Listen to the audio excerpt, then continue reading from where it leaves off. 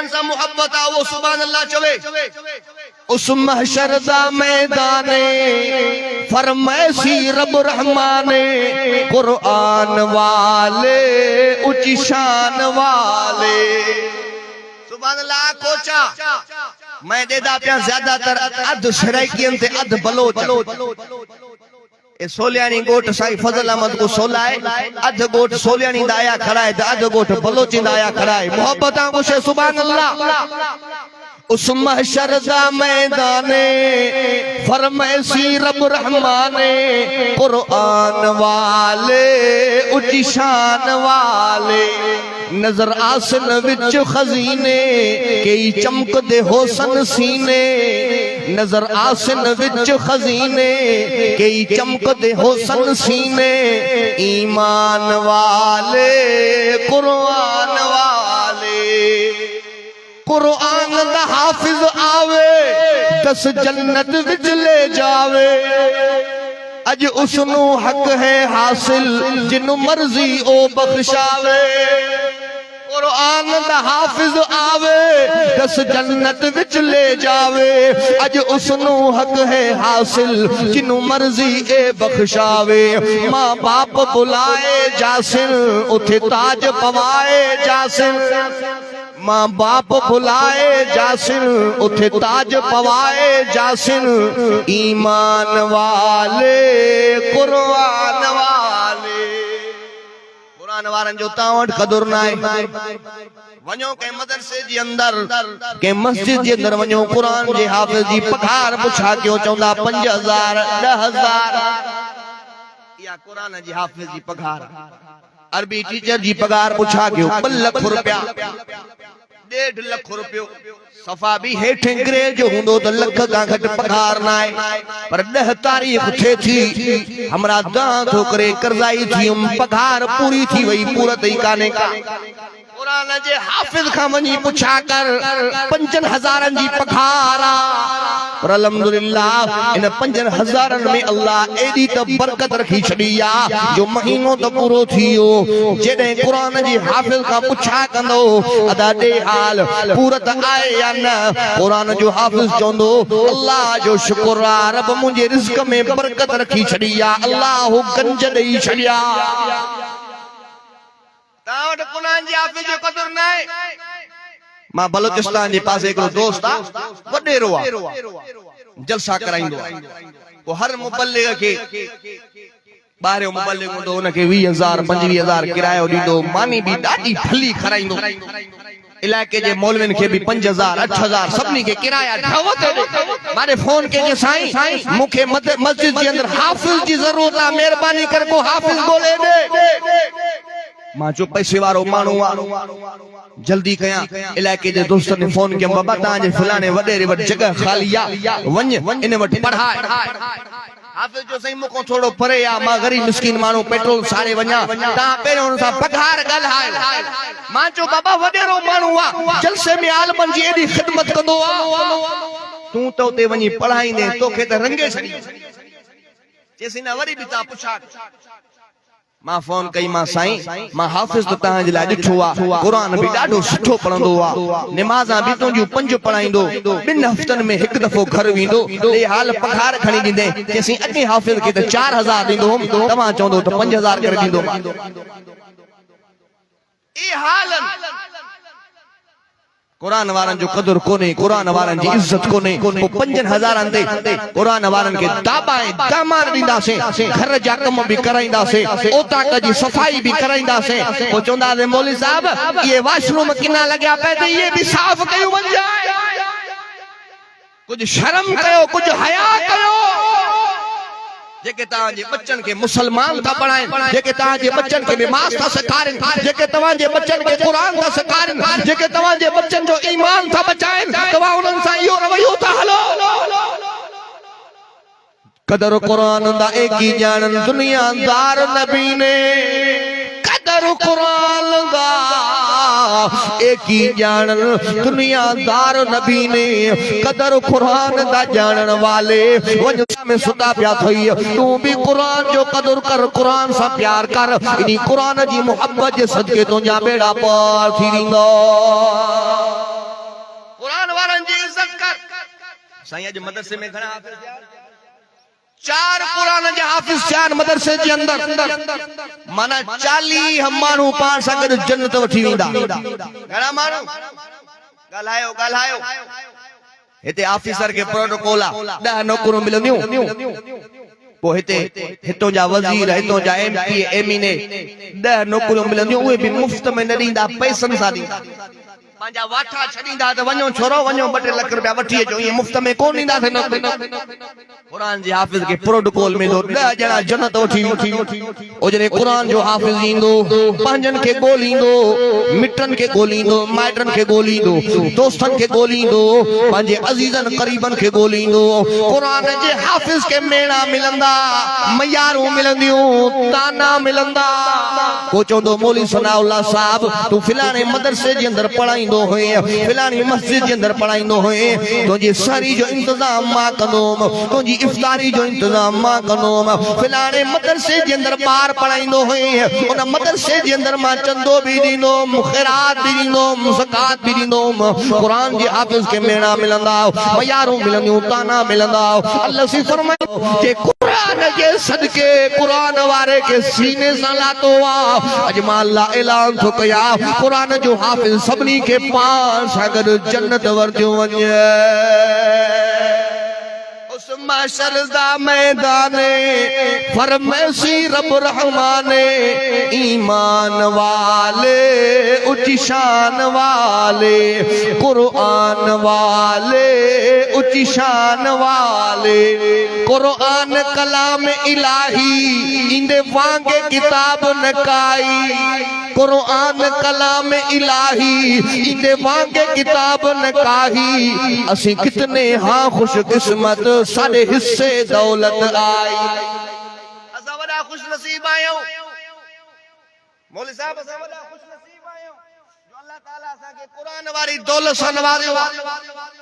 उहा दौलत जेका दौलत अल्लाह पैगंबरन खे अता कई, उहा दौलत जेका अल्लाह पंहिंजे नबीयन खे अता कई, उहा दौलत जेका अल्लाह पंहिंजे पीढ़ी प्यारन खे अता कई आहे। अल्लाह असांखे उन दौलत सां नवाज़ियो आहे। मोहब्बत सां चओ सुभान अल्लाह। असी कितने हाँ खुश किस्मत साडे हिस्से दौलत आई। जॾहिं करसन तोल फरिश्ते उथे बोलणगे ए रिश्ते, जिथे करसन तोल फरिश्ते उथे बोलणगे ए रिश्ते। मीज़ान वाले कुरान वाले। सुभान अल्लाह चओ त मां ॻाल्हायां। जेके कुरान सां जंहिंजी मोहब्बत आहे उहो मोहब्बत सां चवे सुभान अल्लाह। कुरान जी तिलावत कयो, पाण भी कुरान पढ़ो, पंहिंजे बच्चन खे भी कुरान पढ़ायो ऐं कुरान वारनि जी इज्जत कयो। नथा ॾेई सघो कुरान वारनि खे त न ॾियो, पर कुरान वारनि जी दिल आज़ारी न कयो, न ॾुखायो कुरान वारनि खे। कुरान त मुंहिंजे हबीब खे भी ॾाढो प्यारो, कुरान त सहाबा खे भी ॾाढो प्यारो, कुरान बुजुर्गन खे वलियन खे भी ॾाढो प्यारो। हजरत इमाम आसिम रहमतुल्लाह अलैह वक्त जो बुजुर्ग इंसान गुज़रियो आहे, वली इंसान गुज़रियो आहे। ओ जॾहिं ॻाल्हाईंदो हो उन जे वात मां मुश्क अंबर खां वधीक खुशबू ईंदी हुई।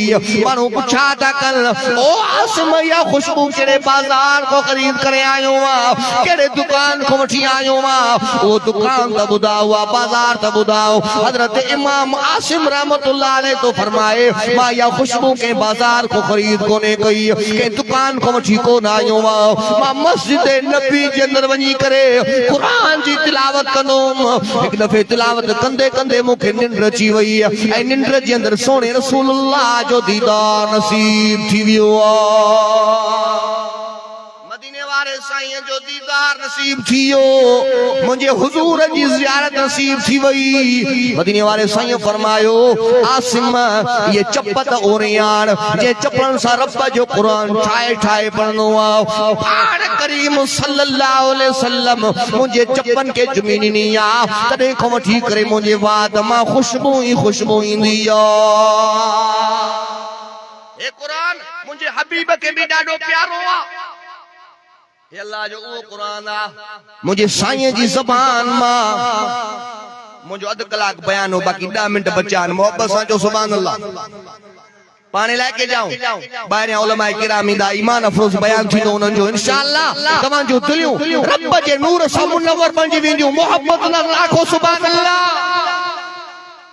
रब जो वो कुरान मुझे साईं जी ज़बान मां इंसानन बुधो अबू बकर मां सिद्दीक अकबर बणजियो उमर मां फारूक आजम बणजियो उस्मान मां उस्मान गनी बणजियो अली मां अलीउल मुर्तजा बणजियो हे रब जो वो कुरान मुझे साईं जी ज़बान मां जिनन बुधो जिन भी हिदायत वारा बणजी आओ कुल ऊहिया इलैया अन्नहु इस्तमअ नफरुम मिनल जिन्नि फक़ालू इन्ना समिअना क़ुरआनन अजबा सुबह जी नमाज जो टाइम आओ पाण करीम सल्लल्लाहु अलैहि वसल्लम मुसल्ले ते बीठा मुझे साईं जी ज़बान ते अल्लाह जो कुरान अल्हम्दुलिल्लाह रब्बिल आलमीन अर्रहमानिर रहीम मालिक यौमिद्दीन इय्याका नअबुदु व इय्याका नस्तईन इहदिनस सिरातल मुस्तकीम सिरातल लज़ीना अनअमत अलैहिम गैरिल मग़ज़ूबि अलैहिम वलज़्ज़ालिन मुझे साईं जी ज़बान ते अल्लाह जो कुरान हेडो जिन्नन जो गुज़र थियो नज़र जो कंद खजन जे वटाओ हिकड़ो नूरानी वारो शख्स जंहिंजो चेहरो चोॾींहं जे चंड खां वधीक चमकी रहियो चेहरो चमके सो पयो हसीनो जमील असांजो अक़ीदो ईमान आ त मुंहिंजे पाक पैगंबर जी हुस्न जो मुक़ाबलो कोई भी न करे सघंदो चांद से तशबीह देना ये भी किया मिसाल है चांद के मुंह पर छाइयां मेरे मदनी का चेहरा साफ है मुझे साईं जी ज़बान ते रब जो कुरान जडे जिन्नन मुझे साईं जी ज़बान मां रब जो लारे किताब ॿुधो छा चयो फ़क़ालू इन्ना समिअना क़ुरआनन अजबा हे त रब जो को अजीब कलाम के इंसान जो कलाम ना है के जिन्न जो कलाम ना है हे कलामात करे अल्लाह जो कलाम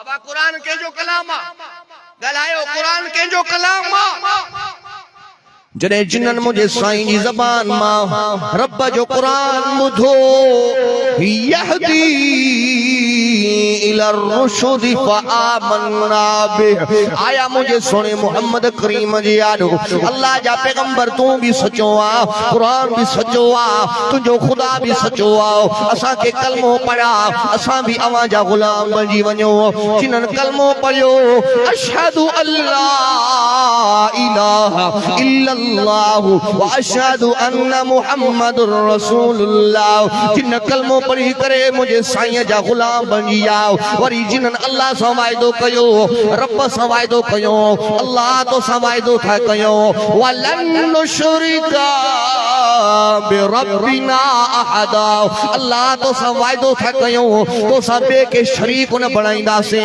वहदहु ला शरीक अल्लाह तू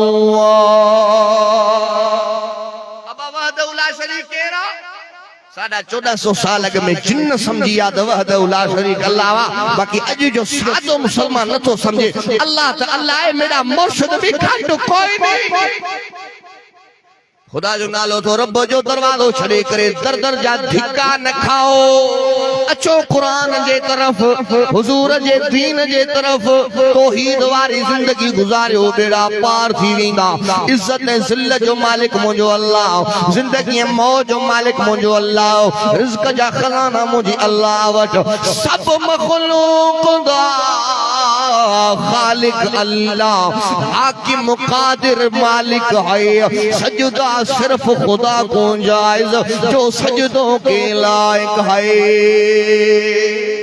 सजदो न रब के कंदासे जो सजदे जे लायक इबादत अल्लाह जी कंदासे जो इबादत जे लायक ऐ पूरी दुनिया दुश्मन थी पवे बचाइण वारी ज़ात कंहिंजी आहे अल्लाह जो नालो मोहब्बत सा खड़ो बचाने वाली जात कहजी मारने वाली सारी दुनिया पूरी दुनिया दुश्मन लगी पैया रोड ने रस्तन जी मथों धारेल हथियार झलूं बीठा घर में अचूं था पिया चोर काए थालियन वञूं था बाजार जे अंदर महंगाई उरूज ते फसलन जा रेट न रहा गरीब मिस्कीन बेचारा रुली विया मारने वाली सारी दुनिया एक बचाने वाला तू हर आजमाइश हर मुश्किल में साथ निभाने वाला तू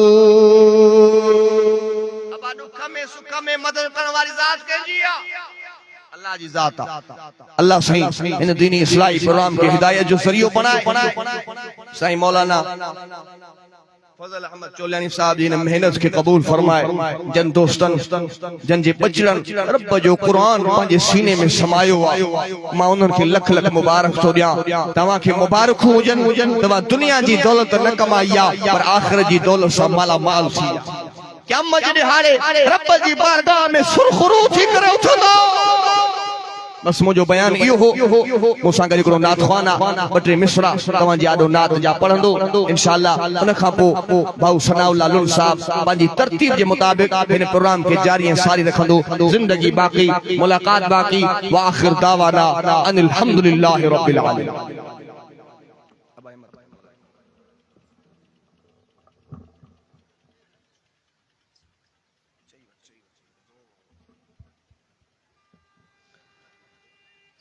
सब साथी दिल जी मोहब्बत से मदीने वाले साईं ते दुरूद पाक पढ़ो अल्लाहुम्मा सल्ली अला मुहम्मद व अला आलि मुहम्मद कमा सल्लैता अला इब्राहीम व अला आलि इब्राहीम इन्नका हमीदुम मजीद अल्लाहुम्मा बारिक अला मुहम्मद व अला आलि मुहम्मद कमा बारकता अला इब्राहीम व अला आलि इब्राहीम इन्नका हमीदुम मजीद सरदार जे दर जो क्या पेनार जे दर जो क्या दिल जी मोहब्बत से जो सुभान अल्लाह सरदार जे दर जो क्या पेनार जे दर जो क्या सरदार जे दर जो क्या पेनार जे दर जो क्या डाडन कौर बडाडो डाडन कौर बडाडो कंदार जे दर जो क्या सरदार जे दर जो क्या पेनार जे दर जो क्या सरदार जे दर जो क्या पेनार जे दर जो क्या सारा नबी रब आडो जो के व्या रईस वडा बे सजदा दई व्या सारा नबी रब आडो जो के व्या रईस वडा बे सजदा दई व्या डाडन कौर बडाडो डाडन कौर बडाडो कंदार जे दर जो क्या सरदार जे दर जो क्या